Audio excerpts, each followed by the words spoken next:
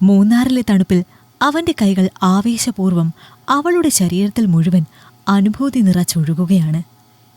ഞൊടിയിടയിൽ അവളുടെ അധരങ്ങൾ സ്വന്തമാക്കി അത് നുകരാൻ തുടങ്ങിയിരുന്നു അവൻ.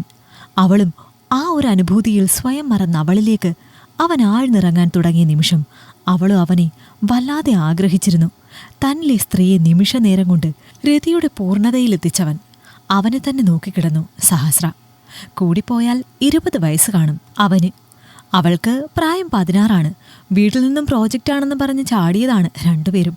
ഇപ്പോൾ മൂന്നാറിലെ ഒരു ഹോട്ടലിൽ നൂൽ ബന്ധമില്ലാതെ അവന് ഒപ്പം തന്നെ അവന് സമർപ്പിച്ച് കിടക്കുന്നു. ജീവിതത്തിൽ ഇനിയൊന്നും നേടാനില്ലാത്തതുപോലെ അവൾക്ക് തോന്നി.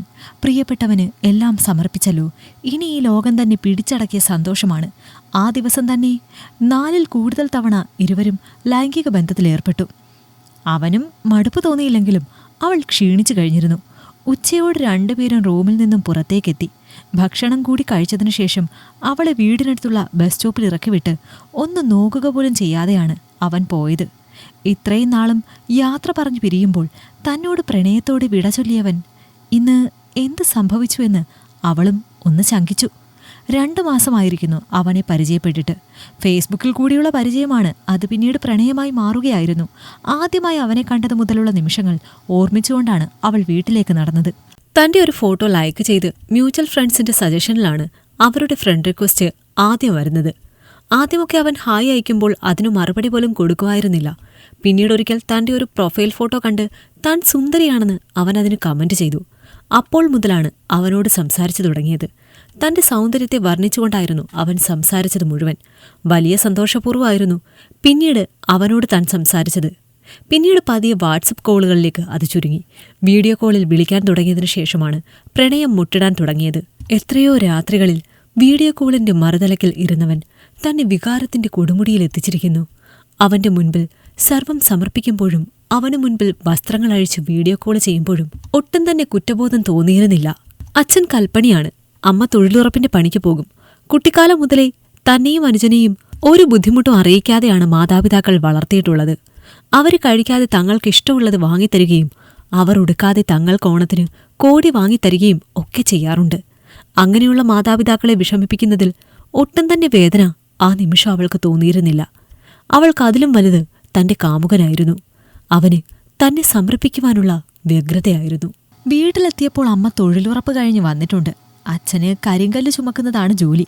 2 പേരും കഷ്ടപ്പെട്ടാണ് തന്നെയും അനുജനെയും വളർത്തുന്നത്.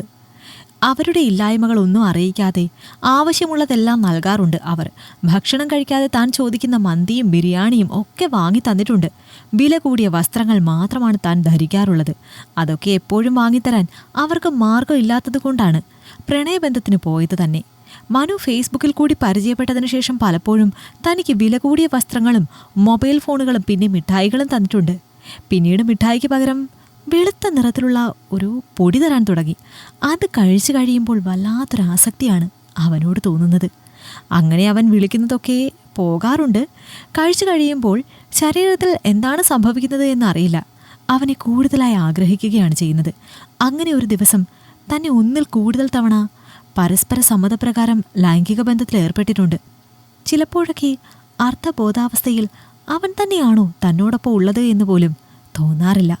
എന്നാ അടുത്ത സെക്കൻഡിൽ തന്നെ എന്തിനാണ് അത്തരം ഒരു ചിന്ത തന്നിലേക്ക് വന്നത് എന്ന് ചിന്തിക്കും. അവൻ തന്നെ ഒരിക്കലും ചതിക്കില്ല എന്ന് തന്നെയാണ് വിശ്വാസം. വീട്ടിലേക്ക് ചെന്നപ്പോൾ അമ്മ പണി കഴിഞ്ഞ് വന്നിട്ടില്ല. അച്ഛനും അങ്ങനെ തന്നെ 1-ൽ കൂടുതൽ തവണ ബന്ധപ്പെട്ടതുകൊണ്ട് നല്ല ക്ഷീണം ഉണ്ടായിരുന്നു. നേരെ ബാത്റൂമിലേക്ക് ചെന്ന് കുളിച്ചു. അത് കഴിഞ്ഞ് കട്ടിലിലേക്ക് കിടന്നു. വല്ലാത്ത ക്ഷീണമായിരുന്നു. കിടന്നപ്പോഴേ ഉറങ്ങിപ്പോയി. കുറച്ചു സമയം കഴിഞ്ഞപ്പോഴാണ് അമ്മ വന്ന് കാലിൽ തട്ടിയത്. അപ്പോഴാണ് സമയം സന്ധ്യയോടടുത്തു എന്ന് മനസ്സിലായത്. ശരീരത്തിനൊക്കെ വല്ലാത്ത വേദന പോലെ. സഹിക്കാൻ സാധിക്കുന്നില്ല. അമ്മാതിരി പണിയല്ലേ എടുത്തത്. അച്ഛൻ്റെയും അമ്മയുടെയും മുഖം കണ്ടപ്പോൾ ഒട്ടും തന്നെ വിഷമമോ കുറ്റബോധമോ അവൾക്ക് തോന്നിയില്ല. അവളുടെ കണ്ണിൽ ജീവിതം ആസ്വദിക്കാനുള്ളതാണ്. ഒരൊറ്റ ജീവിതമേ ഉള്ളൂ. അതെല്ലാ അർത്ഥത്തിലും ആസ്വദിക്കുകയാണ് വേണ്ടത്. അങ്ങനെ ചെയ്യുന്നതിൽ എന്ത് തെറ്റാണുള്ളത് എന്നാണ് അവൾ ചിന്തിച്ചത്. അവനാകട്ടെ അപ്പോൾ അവളുടെ ഒപ്പം ഉണ്ടായിരുന്ന നിമിഷങ്ങളെല്ലാം വീഡിയോയിലാക്കി അത് നല്ല വിലയ്ക്ക് വിൽക്കാൻ തയ്യാറെടുക്കുകയായിരുന്നു. ഈ വീഡിയോയിലുള്ള തൻ്റെ കൂട്ടുകാരൻ്റെ മുഖം ബ്ലർ ചെയ്യുകയും ചെയ്തു. വൈകുന്നേരം അവൾ അങ്ങോട്ട് വിളിച്ചെങ്കിലും അവൻ ഫോൺ എടുത്തില്ല. അല്ലെങ്കിലും അവൻ ഇങ്ങനെയാണ്. പരസ്പരം കണ്ടിട്ട് പോകുന്ന സമയത്തുള്ള സ്നേഹമൊന്നും പിന്നീട് വിളിക്കുമ്പോൾ ഇല്ല എന്നൊക്കെ തോന്നിയിട്ടുണ്ട്. കാര്യസാധ്യത്തിന് മാത്രമാണോ അവന് തന്നോടുള്ള സ്നേഹം എന്ന് ചിന്തിക്കും. അടുത്ത നിമിഷം തന്നെ ചിന്തിക്കും, എന്തിനാണ് അങ്ങനെ ചിന്തിക്കുന്നത്? അവൻ ചിലപ്പോൾ തിരക്കിലായിരിക്കും. തന്നോട് അങ്ങേയറ്റ സ്നേഹം ഉള്ളതുകൊണ്ടാണല്ലോ ഇടയ്ക്കിടെ കാണണമെന്ന് പറയുന്നത്, തൻ്റെ ആവശ്യങ്ങളൊക്കെ അംഗീകരിച്ചു തരുന്നത്. എന്ത് വേണമെന്ന് പറഞ്ഞാലും അവൻ വാങ്ങിത്തരും. അതൊക്കെ തന്നോടുള്ള സ്നേഹം കൊണ്ടാണല്ലോ എന്നവൾ ചിന്തിച്ചു. പിന്നെ രാവിലെ തന്നെ അവളുടെ ഫോണിൽ അവൻ്റെ കോള് വന്നു. കുമരകത്ത് ഒരു ഹൗസ് ബോട്ടിൽ അവൻ്റെ കമ്പനിയിലെ മുതലാളിക്കൊപ്പം ഒരു ദിവസം കഴിയണം. അതാണ് ഡിമാൻഡ്. അത് പറ്റില്ല എന്ന് അപ്പോൾ തന്നെ അവൾ പറഞ്ഞു. അപ്പോഴേക്കും അവൻ്റെ ഭാവം മാറാൻ തുടങ്ങി. സ്നേഹത്തോടെ സംസാരിച്ചവൻ പതിയെ അധികാരത്തോടെ സംസാരിക്കാൻ തുടങ്ങി. അവൾ ഒട്ടും സമ്മതിക്കുന്നില്ല എന്ന് വന്നതോടെ വാട്സപ്പിലേക്ക് കുറച്ച് വീഡിയോസും ചിത്രങ്ങളും ഒക്കെ അയച്ചു കൊടുത്തു. അതിൽ തനിക്ക് പോലും പരിചയമില്ലാത്ത പുരുഷന്മാരോടൊപ്പം താൻ ലൈംഗിക ബന്ധത്തിൽ ഏർപ്പെടുന്ന ചിത്രങ്ങൾ വരെ ഉണ്ടായിരുന്നു. അതേപോലെ വീഡിയോസും. അത് കണ്ട് അവളുടെ കണ്ണുകൾ മിഴിഞ്ഞു. ആ നിമിഷമാണ് താൻ ചതിക്കപ്പെടുകയായിരുന്നു എന്ന് അവൾക്ക് തോന്നിയത്. കരഞ്ഞ് കാലു പിടിച്ച് അവൾ അവൻ്റെ. അപ്പോൾ അവൻ പറഞ്ഞത്, നീ എത്ര പേരുടെ കൂടെ കിടന്നവളാണ് നീ? അപ്പോഴൊക്കെ എന്തായിരുന്നു പ്രകടനം? ഇപ്പോൾ വലിയ പുണ്യവതി ചമയുന്നു അവള്. അത് നീ എന്നെ ചതിച്ചതല്ലേ? ഞാൻ അറിഞ്ഞുകൊണ്ടായിരുന്നില്ലല്ലോ. അവൾ കണ്ണുനീരിനും നിസ്സഹായതയ്ക്കും ഇടയിൽ നിന്നുകൊണ്ട് ചോദിച്ചു. ഇപ്പോഴും അങ്ങനെ വിചാരിച്ചാൽ മതി, അറിഞ്ഞില്ല എന്ന്. വേണേൽ കുറച്ചുകൂടി പൊടി തന്നാൽ മതിയായിരുന്നു. അപ്പോൾ നിനക്ക് ഒരു മൂഡ് വരും. പക്ഷെ എൻ്റെ ബോസിന് ആടിക്കുഴഞ്ഞല്ല നിന്നെ കാണേണ്ടത്. പൂർണ്ണ ബോധത്തിൽ വേണം നിന്നെ അയാൾക്ക്, അവൻ പറഞ്ഞു. അവൻ ഫോൺ കട്ട് ചെയ്തതും അലമാരയിൽ നിന്നും അമ്മയുടെ ഒരു സാരിയെടുത്ത് ഫാനിൽ കുരുക്കിട്ട് അവൾ. നിമിഷങ്ങൾക്കുള്ളിൽ തന്നെ അവളുടെ കാലുകൾ നിശ്ചലമായി. ഇതൊന്നും അറിയാതെ അപ്പുറത്തെ മുറിയിൽ അവളുടെ അച്ഛനും അമ്മയും അവളുടെ നല്ല ഭാവി സ്വപ്നം കണ്ട് കിടക്കുകയായിരുന്നു. ഈ കഥ നിങ്ങൾക്കിഷ്ടമായെങ്കിൽ ലൈക്ക് ചെയ്യൂ. നിങ്ങളുടെ അഭിപ്രായങ്ങൾ കമന്റായി രേഖപ്പെടുത്തൂ.